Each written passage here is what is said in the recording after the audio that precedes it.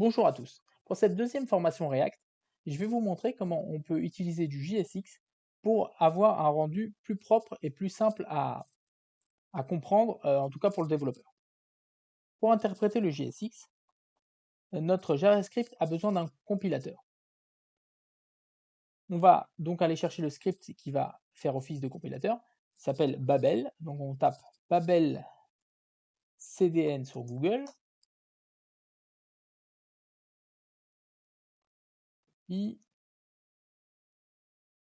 retourne dans mon fichier, script CRC, d'accord. Et là, j'ai bien mon compilateur. Maintenant, pour qu'il comprenne quel script il doit compiler, il faut lui indiquer, il faut,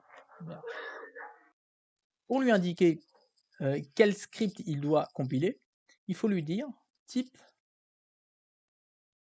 text slash Babel, d'accord.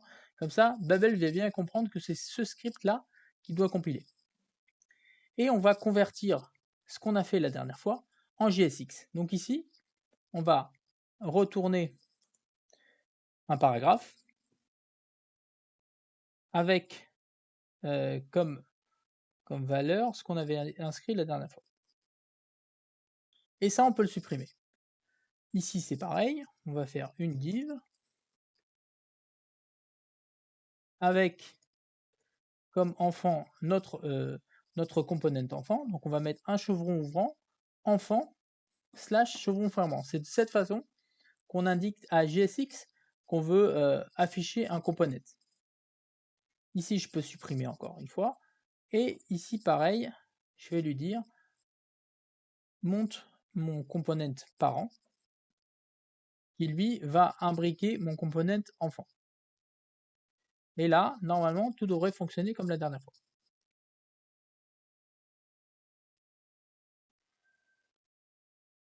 À une exception près, c'est que je n'ai pas mon style.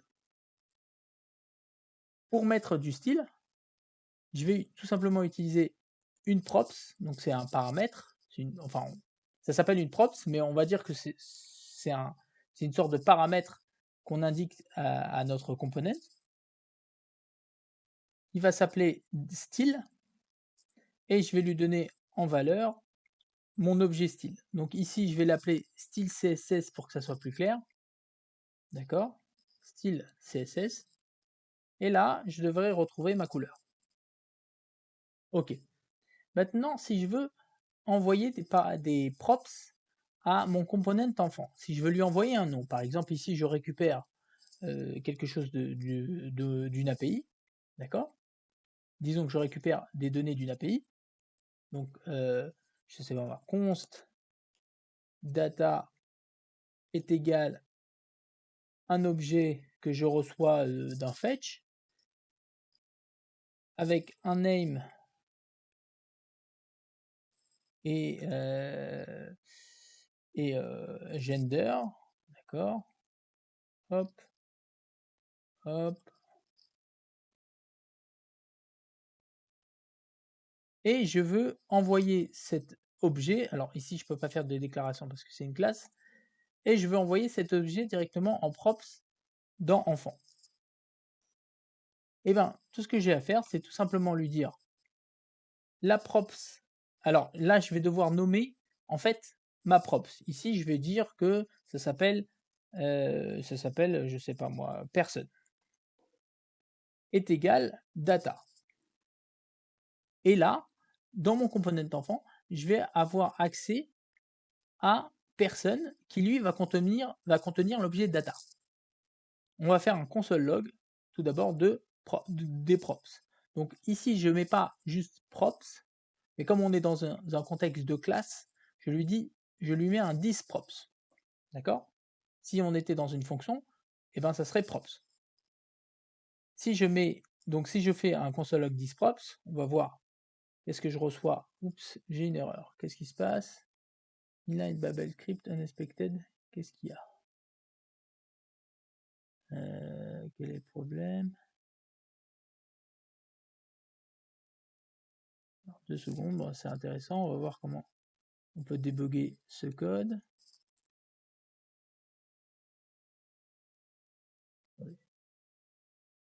Non, j'ai bien mis les commas. Qu'est-ce que j'ai comme problème? CSS, token.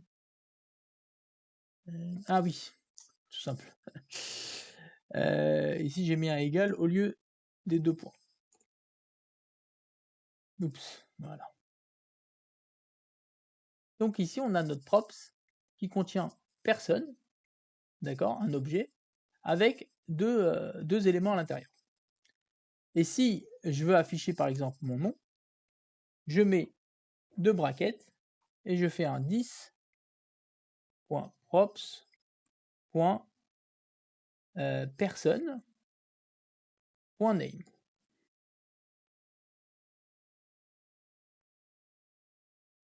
Et là, ça fonctionne. On voit bien, hello wesh, alors meilleur. Je pourrais très bien aussi utiliser le destructuring. Donc c'est ce que ES6 nous permet de faire. Et je vais utiliser destructuring. Donc je vais dire que name et gender est égal à 10.props.person. Si vous ne connaissez pas le destructuring, je vous conseille d'aller regarder sur YouTube. Il y a plein de vidéos sur le destructuring. Ça peut être déroutant à première vue, mais ce que vous devez comprendre, c'est que tout simplement on dit à JavaScript, ce qu'il y a dans personne, en fait, tu me le mets là-dedans. Donc le name qu'il y a, en fait, ça équivaut à dire 10.props.person.name est égal à name. Donc name est égal à 10.props.person.name. Mais pour mettre ça de façon plus jolie et ensuite et aussi pour pouvoir attribuer à plusieurs variables en même temps les valeurs qu'il y a dans cet objet, j'ai juste à mettre name, gender, et là j'enlève name, et ici JavaScript va comprendre qu'il doit me donner les paramètres qu'il va trouver dans cet objet. Donc si je fais, vous voyez, on voit que ça marche toujours. Ah oui, c'est évident que ça marche puisque j'ai laissé 10props. Mais si j'enlève 10props, si je laisse uniquement name, on peut voir que ça fonctionne quand même. Et si je mets et un gender, d'accord, on a bien nos deux props. Voilà ce que je voulais vous montrer pour cette deuxième formation.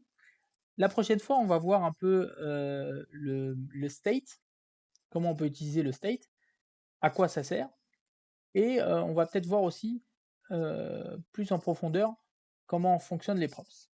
Merci d'avoir suivi cette formation. Si vous avez aimé, mettez un pouce en l'air. Si vous n'avez pas aimé, écrivez-moi un commentaire. Dites-le moi pourquoi vous n'avez pas aimé. Ce sera plus constructif pour moi et pour les autres. Et je vous dis donc à la prochaine fois. J'espère que c'est tout pour ce que je vous montre. Voilà ce que je voulais vous montrer pour cette deuxième formation. La prochaine fois, on verra les states. Je vais vous expliquer comment ça fonctionne. Et on verra plus en profondeur les props. Si vous avez aimé cette deuxième vidéo, mettez un pouce bleu, un pouce en l'air. Et si vous n'avez pas aimé, dites-le moi en commentaire pourquoi vous n'avez pas aimé. Ce sera plus constructif pour moi et pour vous. Merci d'avoir suivi cette vidéo jusqu'à la fin et à la prochaine.